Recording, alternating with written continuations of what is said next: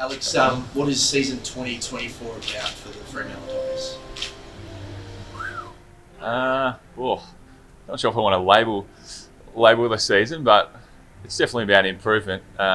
We weren't happy with how things ended up last year. We had higher expectations, and we have expectations that we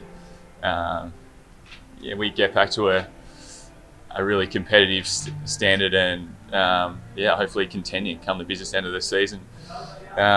We want to play finals. We want to have a sustained period of success, and that starts this year, hopefully. What's the summer been like after that season? Has it stepped up a notch? Have you done anything different? What's it been like? I'm sure it's been a frustrating period. We haven't spoken too much about like this is the comeback season or whatever. It's just, I think it's like knowing when you're a player and you finish the season off that way, and you have that real disappointment of watching finals footy and not being out there. You take that into your own personal off season, and I think the one thing I've noticed is the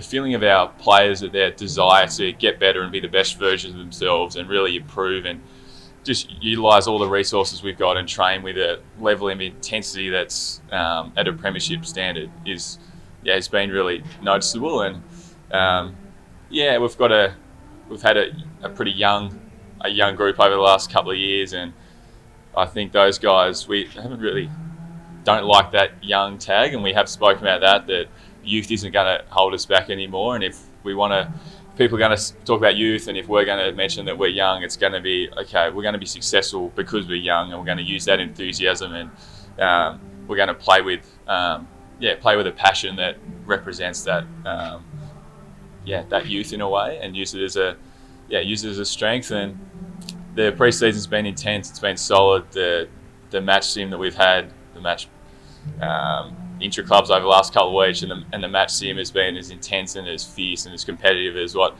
I've been a part of. So that's really exciting, and we're definitely glad that we've finished with bashing each other up, and we can move on to some other opposition, which would be nice.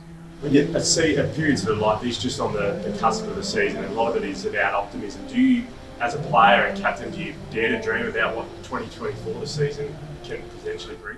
Yeah, I'm aware that every club at this time of the year and every player is filled with optimism because no one's lost a game and everyone's had a great pre-season, everyone's fit and all that kind of stuff. So I share that optimism like everyone else has, but I've tried not to get carried away with it and look at what we've done over the last few months, and look at the individuals that I've seen improve, and look at the hunger that the group's got, and think, okay, I think this gives us a chance to be able to deliver and play some really good footy. It doesn't guarantee anything, but there's certainly an element of confidence that we can take a step forward.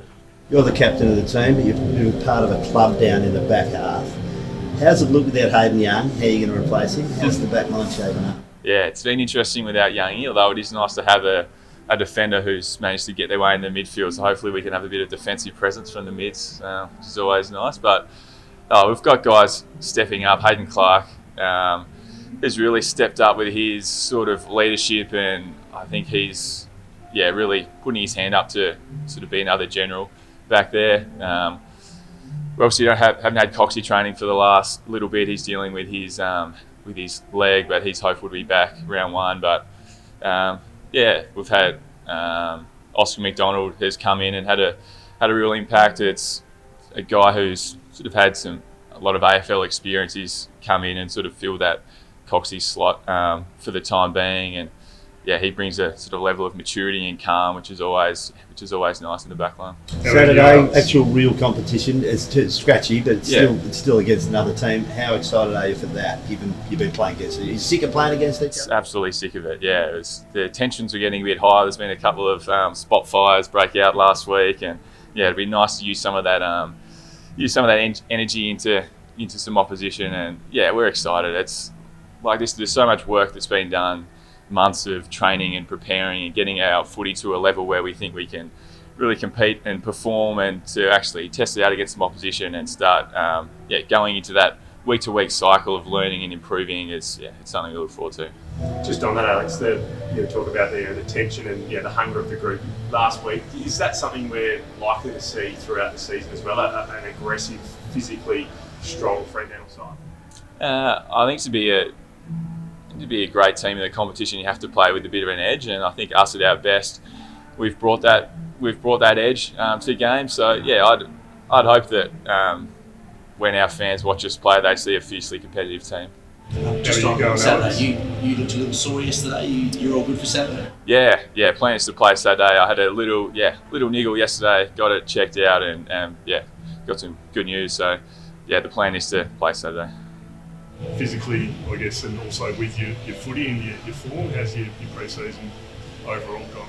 I felt really good. Was able to get over some niggles from last season, and the past couple of months I've felt really fit and strong, and to be at this time of the year, heading into the business ends, feeling really sort of free and strong, and injury and soreness free is a great position to be at. So yeah, I feel like I'm in a good space personally to attack the season. With Brendan Cox, what have you observed from him in his comeback so far? Yeah, he's been working super hard. It's a tough grind. He's been off legs for a few weeks, which means sort of not much running outside, and he has to get his fitness up by just working for hours in our cross training room on the bike and doing all those types of things. And he's been working super hard, and he's been really excited, to be honest, to let everyone know how many hours he's been grinding away in there, and he's losing kilos of sweat because he's a mad sweater. But he started running during the week, which is a good step forward, and I think we're still hopeful that we can have him back round one. Just on Saturday, Alex, what do you hope to get out of the game? Is it an opportunity to, I dare say, signal intent to the competition? What is it? I'm not sure if First Intra-Club has been able to, teams are watching and going to pay too much attention. Really excited to just get our sort of first team together, I guess, like our strong team, our first 18 to play some footy together. Over this period, it's always a mix and match of sides playing against each other. So yeah, I'm really looking forward to playing alongside Luke Ryan, probably the first time this pre-season. We're normally matched up against each other, and to have our backline core do some work together, and to actually play in a team where I'm cheering for Josh Tracy and Jai Miss rather than trying to stop him and bash him up at training will be nice. So I think just having the group together and build some sort of connection, which is there during the pre-season, but as I said, it can be tough because you're also playing against each other. You spoke about the group wanting to return to finals and things feeling as if they're coming together in that sense, but is that make or break past mark for this season? I'm not going to put any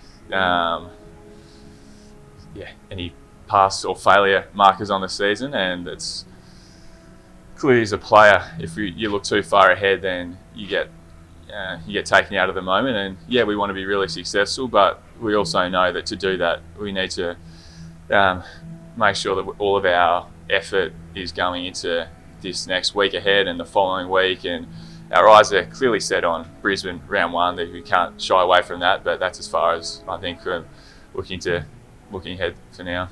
You think about this time 12 months ago, and there was that external sort of expectation coming off a finals campaign. How does that sort of pressure gauge feel now, 12 months later? Yeah, it's interesting. It's probably not as well. There is as much external expectation as what there was last year. I'd say the internal expectation is greater. So yeah, look, we'll see how things play out. But as I said, the expectation doesn't really mean a great deal. It's what we deliver, and it doesn't start on Saturday. It started pre-season day one, and Saturday will be a good marker to see how we're going, and the real test will be Brisbane in a few weeks' time. Alex, I don't know if you know, but Angus Brayshaw was just told his teammates he's retiring due to concussion. Ongoing copy of a concussion. Thoughts on that? Yeah, I thought was warned you might be checking Twitter and get that one while I'm still up here. I've just heard the news as well. It's